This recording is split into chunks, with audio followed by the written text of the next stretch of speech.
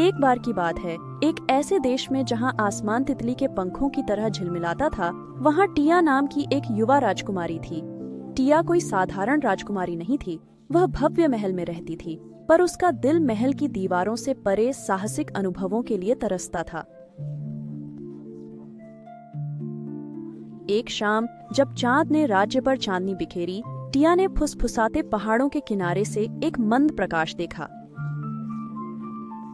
उत्सुक होकर वह अपना लबादा पहनकर बाहर निकल पड़ी, पहाड़ी हवाओं की मृदु आवाज से मार्गदर्शित।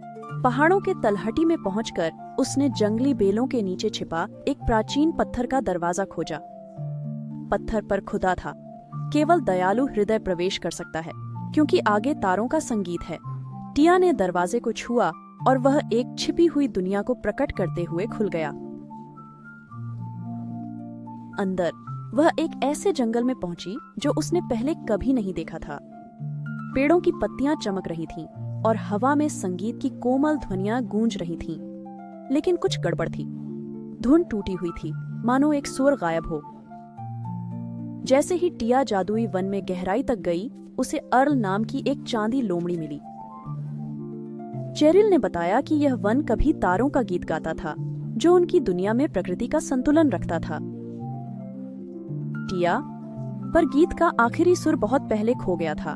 केवल दयालु और साहसी दिल वाला कोई इसे वापस ला सकता था। अर्ल ने धीरे से कहा, कई ने कोशिश की, पर वे अपने फायदे पर ध्यान दे रहे थे। गीत खोजने से नहीं मिलता, यह तब प्रकट होता है जब आप दुनिया की सच्ची परवाह करते हैं। टिया धुन को वापस लाने के लिए दृढ़ वन में यात्रा करते हुए जरूरतमंद जीवों की मदद करती गई। उसने खोए जुगनुओं को घर पहुंचाया, एक बुलबुल के टूटे पंख जोड़े और एक ठंडे अकेले उल्लू को अपनी गर्मी दी। हर दयालु कार्य से वन उज्जवल होता गया, पर फिर भी वह गुमसुर उसे नहीं मिला। अपनी यात्रा के 7वें दिन टिया जंगल के मध्य में पहुंची, जहां एक छिपी घाटी में एक विशाल प्राचीन पेड़ खड़ा था। पेड़ के पत्ते रात के आकाश की तरह चमक रहे थे, लेकिन उसकी शाखाएं दुख से झुकी हुई थीं। पेड़ के नीचे एक छोटा टूटा हुआ तारा पड़ा था, जिसकी रोशनी धीमी थी।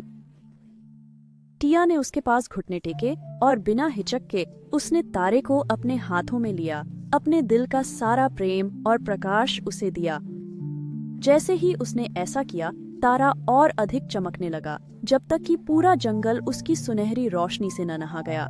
सितारों के गीत का खोया हुआ स्वर हवा में गूंजा, फिर से दुनिया को अपनी सुंदर धुन से भर दिया। जंगल खुशी से नाचने लगा, पत्ते संगीत के सुरों की तरह हवा में उड़ने लगे और टिया के पास एक रेल प्रकट हुआ। तुमने यह कर दिखाया, उसने कहा। उसकी आंखें चमक रही थीं। गीत पुनः स्थापित हो गया, क्योंकि तुमने उसे खोजा नहीं, बल्कि स्वयं को निस्वार्थ भाव से समर्पित किया। कृतज्ञ हृदय से टिया अपने राज्य लौटी, जहां लोगों ने राजकुमारी में कुछ अलग देखा। वह हमेशा दयालु थी, पर अब उसमें एक ऐसा प्रकाश था जो पहले से भी अधिक चमकदार था। और इस तरह राजकुमारी टिया को सितारों के गीत की संरक्षक के रूप में जाना जाने लगा। इसलिए नहीं कि उसने कोई खोया हुआ राग पाया था, बल्कि इसलिए कि वह जानती थी कि सच्चा जादू दयालुता में है, और यह कि दूसरों की परवाह करके हम सबसे कीमती चीजों को पुनर्जीवित कर सकते हैं। जब भी चांद फुसफुसाते पहाड़ों पर ऊंचा उगता, राज्य सितारों की मधुर ध्वनि सुनता, टिया के साहसी और दयालु हृदय की याद में